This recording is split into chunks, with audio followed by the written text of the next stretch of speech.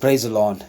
கிறிஸ்துவுக்குள் மிகவும் பிரியமானோர்களே, கர்த்தராகிய இயேசு கிறிஸ்துவின் நாமத்தினாலே இந்த வேளையிலும் கூட உங்களை வாழ்த்தி வரவேற்பதில் எனக்கு மிகுந்த மகிழ்ச்சி. எல்லோரும் எப்படி இருக்கிறீங்க? நல்லா இருக்கிறீங்களா? கர்த்தர் உங்களை உயர்த்துவாராக, ஆசீர்வதிப்பாராக. ஆம் பிரியமானவர்களே, இன்றைய தினத்திலும் கூட நாம் தேவனுடைய வார்த்தையாக தியானிக்க இருக்கிற தலைப்பு என்னவென்றால், தேவன் அடிமைத்தனத்தை முறிக்கிறவர் என்கிறதான தலைப்பிலே நாம் தேவனுடைய வார்த்தையிலே தியானிக்க போகிறோம்.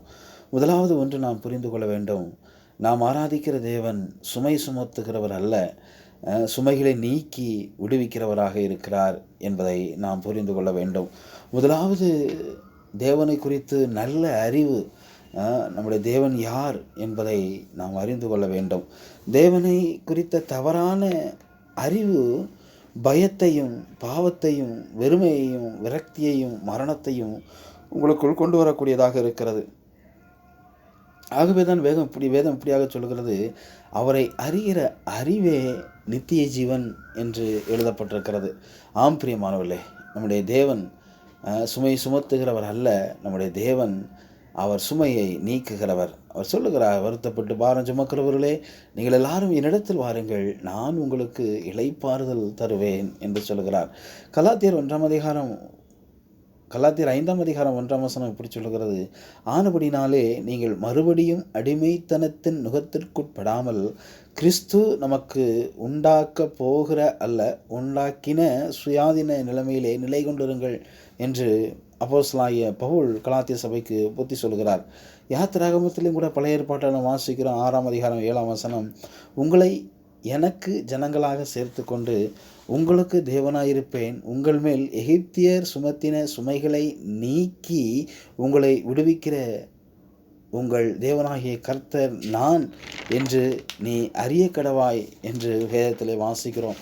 பாருங்கள், பிதா குமாரன் பரிசுத்தாவியானவராகிய 3 பேரும் கூட ஒருவருக்கும் சுமை சுமத்தினதாக நாம் வேதத்தில் எங்கேயுமே நாம் பார்க்க முடியாது. பிதாவாகிய தேவன் சொன்னார், யாத்திராகமம் 6 அதிகாரம் 7 எகிப்தியர் எகிப்தியர் சுமத்தின அடிமைத்தனங்களை விடுவிக்கிற உங்கள் தேவனாகிய கர்த்தர் நான் என்றார் பிதாவாகிய தேவன். கர்த்தராகிய இயேசு சொன்னார், வருத்தப்பட்டு பாரம் சுமக்கிறவர்களே, நீங்கள் எல்லாரும் என்னிடத்தில் வாருங்கள், நான் உங்களுக்கு இளைப்பாறுதல் தருவேன் என்று சொன்னார். பரிசுத்தாவியானவர் சொல்லுகிறார், அவரும் கூட எப்படியாக சொல்கிறார், அவசியமான இவைகளையெல்லாம்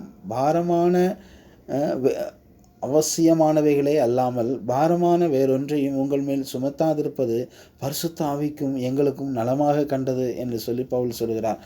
மறுபடியும் பவுல் சொல்கிறார், பாரமான யாவற்றையும் உதறி தள்ளுங்கள் என்று எபிரேயர் 12:1 வாசிக்கிறோம். பேதுருவும் கூட சொல்கிறார், அவர் உங்களை விசாரிக்கிறவரானபடியால் உங்கள் கவலைகளெல்லாம் அவர் மேல் வைத்து விடுங்கள் என்று சொல்லுகிறார். பாருங்கள், பார்வோன் இஸ்ரவேலரை சுமை சுமக்க பண்ணி அவர்களுடைய ஜீவனையும் கசப்பாக்கினான் என்று யாத்திராகமம் 1:14 சொல்லுகிறது. தேவன் அவர்களை எகிப்தின் எல்லா அடிமைத்தனத்திலிருந்தும் விடுவித்தார். ஹல்லேலூயா. நாங்கள் எகிப்தியருக்கு அடிமையாய் இராதபடிக்கு நீங்கள் எகிப்தியருக்கு அடிமையாக இராதபடிக்கு நான் அவர்கள் தேசத்திலிருந்து உங்களை புறப்பட பண்ணி உங்கள் நுகத்தடிகளை முறித்து உங்களை நிமிர்ந்து நடக்க பண்ணின உங்கள் தேவனாகிய கர்த்தர் என்று சொல்லி லேவியராகமம் 26:13 நாம் வாசிக்கிறோம். நம்மை நிமிர்ந்து நடக்க பண்ணும் தேவன். பார்வோன் ஜனங்களை குனிந்து நடக்க பண்ணினான். நீங்களும் நானும் நிமிர்ந்து நடப்பது தான் அவருக்கு பெருமை. இன்றைக்கு உங்களுக்கு ஒரு வாக்குத்தத்தம் தேவன் கொடுக்கிறார், நிமிர்ந்து நடக்க பண்ணுவேன்.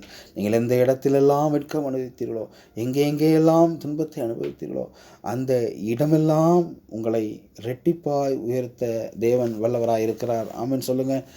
அடிமைத்தனம் என்றால் அவன் என்ன நினைக்கிறானோ, அவன் நினைத்தபடி, அவன் என்னவெல்லாம் விரும்புகிறானோ அவன் விரும்புகிறபடி அப்படியெல்லாம் ஆட்டுவிப்பது தான் அடிமைத்தனம். இன்றைக்கும் கூட சில அடிமைத்தனமும் அவைகளிலிருந்து விடுதலையாகவும் வழி தேவன் நமக்கு சொல்லிக் கொடுத்திருக்கிறார்.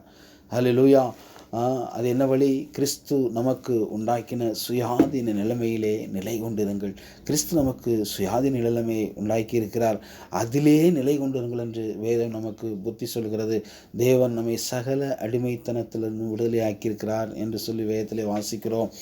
நாம் அடிமையாயிருப்பது சித்தமல்ல. அது பிசாசுக்கும் சரி, உலகத்துக்கும் சரி, மாம்சத்துக்கும் சரி, வியாதிக்கும் சரி, பலவீனத்துக்கும் சரி, எந்த ஒரு காரியத்திற்கும் நீங்கள் அடிமையாய் இருப்பது தேவனுடைய விருப்பம் அல்ல. அவைகளை உதறி தள்ளிவிட்டு எழுந்திருங்கள். எலும்பு எலும்பு சீயோனே உன் வல்லமையை தரித்துக்கொள் என்று எழுதியிருக்கிறபடி உங்கள் வல்லமையை, தேவன் உங்களுக்கு கொடுத்திருக்க வல்லமையை தரித்து கொள்ளுங்கள். இந்த நாள் உங்களுக்கு ஆசீர்வாதமான நாளாக இருக்கும். God bless you. Praise Lord. கர்த்தர் உங்களை ஆசீர்வதிப்பாராக. ஆமென்.